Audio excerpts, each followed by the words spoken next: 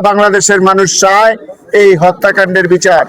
আপনারা দেখেছেন এই হত্যাকাণ্ডের এই বিচারের পরে বাংলাদেশে কিন্তু খুন গুম অনেকাংশে কমে গিয়ে বাংলাদেশের সবচেয়ে আলোচিত নৃশংস হত্যাকাণ্ড, যেটা মধ্যযুগীয় বর্বরতাকে হার মানায়, সেই হত্যাকাণ্ডর 12 বছর পূর্তি উপলক্ষে আজকের এই সভা মানববন্ধনের সভাপতি এবং আজকে এখানে সর্বস্তরের সর্বদলের দলমত নির্বিশেষের সকল সুশীল সমাজের নেতৃবৃন্দ এখানে উপস্থিত হয়ে তারা রায় দিচ্ছে যে তারা চায় এই নারায়ণগঞ্জের যে নৃশংস হত্যাকাণ্ড, যে 7 মার্ডার অ্যাডভোকেট চন্দন কুমার সরকার এবং যুবলীগের নেতা নজরুল ইসলাম সহ সাবেক কমিশনার সহ 7 জনকে যেভাবে হত্যা করা হয়েছে সেটার আমি একটু পুনরাবৃত্তি করতে চাই। আপনারা জানেন যে 27 তারিখে এই প্রকাশ্য রাজপথ থেকে র্যাব এই 6 জনকে, নজরুল ইসলাম সহ 6 জনকে তাদের গাড়ি থেকে যে সময় অপহরণ করছিল, ওই সময় তার পিছনে থাকা গাড়ি আমাদের চন্দন সরকার সেই দৃশ্যটিকে তার মোবাইলে ধারণ করার অপরাধে তাকেও সেখানে ধরে নিয়ে যায় এবং তাদের গাড়িতে উঠিয়ে এই 7 জনকে পলিথিন দিয়ে তাদের মুখমণ্ডল ঢেকে গলায় তাদেরকে বেঁধে ফেলা হয়। সে অবস্থায় কিছুক্ষণের মধ্যেই শ্বাসরুদ্ধ হয়ে তারা মৃত্যুবরণ করেন এবং সেই নৃশংস পাষণ্ড যারা একটি সুশৃঙ্খল একটা বাহিনীকে কলঙ্কিত করেছে, র্যাবকে কলঙ্কিত করেছে, একটা রাজনৈতিক প্রতিপক্ষের রাজনৈতিক শক্তির তৎকালীন ফ্যাসিস্টের দোসর হিসাবে তারা কাজ করে, তারা এই লাশগুলো নিয়ে সারাদিন রাত্র 12টা পর্যন্ত তারা নারায়ণগঞ্জের বিভিন্ন জায়গায় তারা ঘুরেছে, তারা কিভাবে এই হত্যাকাণ্ডের এই লাশগুলোকে গুম করতে পারে। সর্বশেষ তারা সিদ্ধিরগঞ্জে এসে তারা কাশপুর ব্রিজের নিচে যে জেটি আছে সেটা দিয়ে তাদেরকে উঠানো হয়, ট্রলারে উঠিয়ে প্রত্যেকের শরীরে 36টি করে ইটা বেঁধে তাদেরকে সেই শীতলক্ষার মোহনায়, ধলেশ্বরী শীতলক্ষা এবং মেঘনার মোহনায় তাদেরকে ফেলা হয়। সেখানে এই ঘটনার পরে আমরা যখন জানতে পারলাম যে চন্দন সরকারকে র্যাব অপহরণ করেছে, আমরা সাথে সাথে র্যাব অফিসে আইনজীবীদের প্রায় 100 খানেক আইনজীবীকে নিয়ে আমরা সেই র্যাব অফিসে যাই, এসপি অফিসে যাই, থানায় যাই, বিভিন্ন জায়গায় ধর্ণা দেই।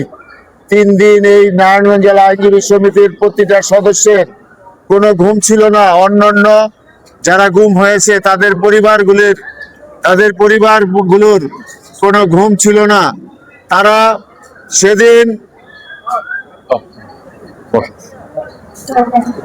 সেদিন নিঝরে কেঁদেছে। তারা প্রশাসনের কাছে, প্রশাসনের উচ্চ মহলে তারা আর্জি জানিয়েছে তাদেরকে জীবিত অবস্থায় ফেরত পাওয়ার জন্য, কিন্তু কেউ কথা রাখেনি, কেউ কথা শোনেনি।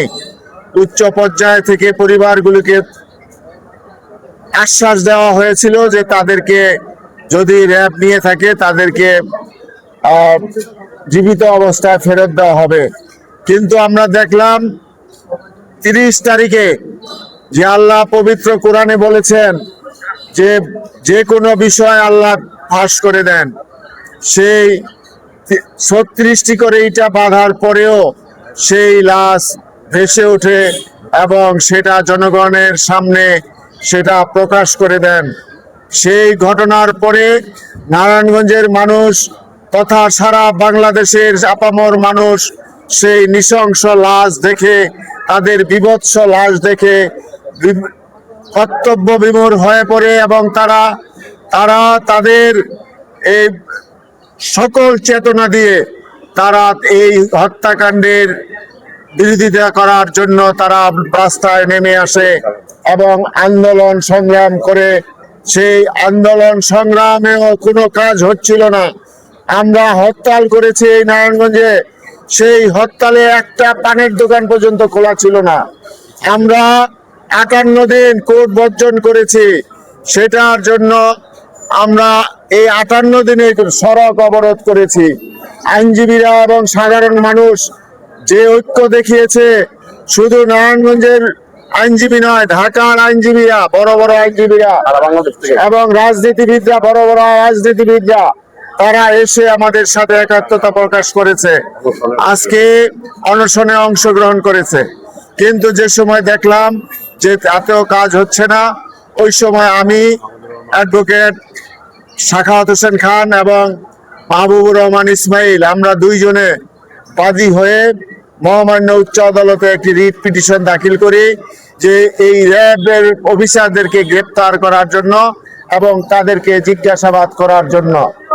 ওই সময় আমি আজকে আপনাদের সামনে বক্তব্য দিচ্ছি, আমি মনে করি আমার মৃত্যু অধীনে হয়েছে, আমাকে শতবার গুম হত্যা করার চেষ্টা করা হয়েছে।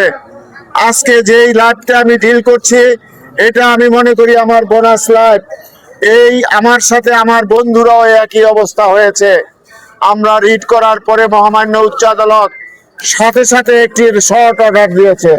সেই শর্ট অর্ডারে ওনারা বলেছে যে দ্রুত তাদেরকে গ্রেপ্তার করে তাদেরকে ইন্টারগেশন করা হোক, তাদের জিজ্ঞাসাবাদ করা হোক। জিজ্ঞাসাবাদ যেই সময় এই আদেশ হলো, সেনাবাহিনীর পক্ষ থেকে যারা র্যাবের অন্তর্গত ছিল, সেনাবাহিনী এখানে সৎ ইচ্ছার পরিচয় দিয়ে তারা তাদের অফিসারদেরকে পুলিশের হাতে সুপর্দ করেছে। তাদের দেখা দেখি র্যাব পুলিশও তাদের অফিসারদেরকে এখানে পুলিশের কাছে, এখানকার পুলিশের কাছে হস্তান্তর করেছে। আপনারা দেখেছেন যে ওই সময় ডিসিএসপি কে এখান থেকে প্রত্যাহার করা হয়েছিল, অনেক সকল অফিসারকেই কিন্তু প্রত্যাহার করা হয়েছিল এই অযোগ্যতার কারণে। নারায়ণগঞ্জের যে গডফাদারদের যে রাজত্ব, সেই রাজত্বের ক্ষেত্রে তৎকালীন প্রশাসন যে প্রচ্ছন্ন যে ভূমিকা রেখেছে, সেই ভূমিকা জন্য তাদেরকে প্রত্যাহার করা হয়েছিল। অথচ পরবর্তীতে যারা এসেছে, তারা এসে এটাকে ইন্টারগেশন করার পরে সাথে সাথে এক রিমান্ডেই এই মামলার তথ্য উদ্ঘাটিত হয়েছে। 7 জন র্যাবের অফিসার স্বীকারোক্তিমূলক জবানবন্দি দিয়েছে। সেই স্বীকারোক্তিমূলক জবানবন্দির ভিত্তিতে এবং প্রকাশ্য সাক্ষ্য প্রমাণের ভিত্তিতে অভিযোগপত্র দায়ের হয়েছে অতি দ্রুত সময়ের মধ্যে। এবং আমি শ্রদ্ধা জানাই জনাব সৈয়দ এনায়েত হোসেন, তৎকালীন জেলা ও দায়রা জজকে।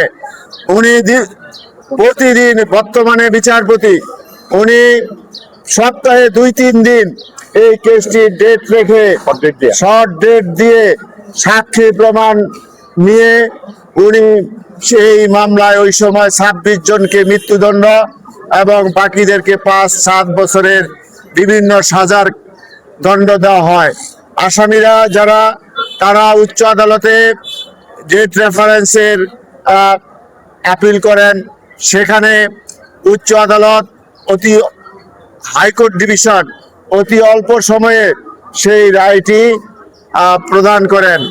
সেখানে তারা যেই 26 জনকে আপনার মৃত্যুদণ্ড দেওয়া হয়েছিল, সেই 26 জনের মধ্যে 15 জনের মৃত্যুদণ্ড বহাল রাখেন এবং 11 জনকে যাবজ্জীবন কারাদণ্ড প্রদান করেন। আর বাকি যাদের অল্প অল্প মেয়াদে সাজা হয়েছিল, তারা ইতিপূর্বে বহাল রাখেন, তারা ইতিপূর্বে সাজা খেটে তারা জেল থেকে বের হয়ে এসেছে। তা আমরা যতটুকু জেনেছি, আমরা আওয়ামী লীগের আমলে যারা অ্যাটর্নি জেনারেল ছিলেন, আমরা সেই অফিসে আমরা নিহতের পরিবারদেরকে নিয়ে আমরা তাদের সাথে যোগাযোগ করেছি, কিন্তু তাদের মন গলেনি। তারা এই মামলাটি শুনানির লিস্টে তারা অন্তর্ভুক্ত করে নাই। আমরা এখন আশায় বুক বেঁধে আছি আমরা আমাদের আইনমন্ত্রী এবং আমাদের বর্তমান প্রধানমন্ত্রী উনি বলেছেন যে বাংলাদেশে সকলের জন্য আইন সমান। সেই হিসাবে আমরা মনে করি এই হত্যাকাণ্ডের যে বিচার সেটা দ্রুত অ্যাপিলেট ডিভিশনে যে লিভ টু আপিল করা হয়েছে সেটা শুনানি আনতে নিষ্পত্তি করা হবে। এবং আমরা আইনমন্ত্রী এবং বর্তমান যে আইনমন্ত্রী তার সাথে কথা বলেছি, আমাদের অ্যাটর্নি জেনারেলের সাথে কথা বলেছি, ওনারা আশ্বাস দিয়েছে যে এটা দ্রুততম সময়ের মধ্যে ওনারা লিস্টে এনে এটার বিচার নিষ্পত্তি করবে। এটা কিন্তু সারা বাংলাদেশের মানুষ চায় এই হত্যাকাণ্ডের বিচার। আপনারা দেখেছেন এই হত্যাকাণ্ডের এই বিচারের পরে বাংলাদেশে কিন্তু খুন গুম অনেকাংশে কমে গিয়েছে। আমরা মনে করি এই রায়টা যদি একটা দৃষ্টান্ত হিসাবে এই বাংলাদেশে কার্যকর হয় তাহলে যারা খুন গুম করে তাদের জন্য একটা শিক্ষণীয় বিষয় হিসাবে পরিগণিত হবে। আমরা মনে করি আসামি পক্ষ যত শক্তিশালী হোক, যত টাকার মালিকই হোক, আমরা মনে করি আইন তার নিজস্ব গতিতে চলবে। আইন তার নিজস্ব গতিতে চলে এই হত্যাকাণ্ডের যে বিচার সেটা দ্রুত নিষ্পত্তি করে অবিলম্বে এই রায় কার্যকর করবেন। এটাই আমাদের আজকের এই অনুষ্ঠানের সকল আইনজীবী এবং উপস্থিত সকল ধরনের জনগণের মূল প্রত্যাশা। এখানে আমাদের পরিবারগুলোর পক্ষ থেকে যারা হত্যাকাণ্ডের শিকার হয়েছে তারা মানবতার অবস্থায় দিনাতিপাত করছে। সরকারের প্রতি আমার অনুরোধ থাকবে যে তাদেরকে যাতে, যেহেতু একটি প্রশিক্ষিত বাহিনী তাদেরকে হত্যা করেছে, তাদেরকে যাতে রাষ্ট্রের পক্ষ থেকে তাদেরকে অন্তত ক্ষতিপূরণ দিয়ে পরিবারগুলিকে বাঁচার ব্যবস্থা করে দেয়, এটাই আমাদের প্রত্যাশা। আমরা সর্বশেষ এখানে যে সাংবাদিক বন্ধুগণ, আমাদের 4 আসনের এমপি মহোদয় এবং আমাদের আইনজীবী সমিতির সভাপতি সাধারণ সম্পাদক, আমাদের সাবেক সাধারণ সম্পাদক যিনি আমার সময় যে আন্দোলনের সময় যারা এখানে আমার সাথে ছিলেন, তারা যেভাবে বলিষ্ঠ ভূমিকা পালন করেছেন এই জন্য আমি তাদেরকে ধন্যবাদ জানাই, তাদের প্রতি কৃতজ্ঞতা জানাই। বিশেষ করে এই হত্যাকাণ্ডটি বিচার কিন্তু হতো না যদি সাংবাদিকদের যদি বলিষ্ঠ ভূমিকা পালন না করত। তা আমরা মনে করব এখনো যদি আপনারা আপনাদের লেখনীর মাধ্যমে এই হত্যাকাণ্ডের দ্রুত যে বিচারটা নিষ্পত্তি যাতে হয় সেটার জন্য আপনারা আপনাদের পক্ষ থেকে আপনারা সর্বোচ্চ চেষ্টা করবেন এই আশাবাদ ব্যক্ত করে, এবং যে সকল আইনজীবীরা এখানে উপস্থিত হয়েছেন এবং যে সকল সাধারণ মানুষ এবং অন্যান্য পেশার মানুষ যারা উপস্থিত হয়েছেন, আমাদের এমপি সাহেব সহ সকলকে ধন্যবাদ জানিয়ে, আমার সকলের প্রতি কৃতজ্ঞতা জানিয়ে আমার বক্তব্য শেষ করছি। সবাইকে ধন্যবাদ।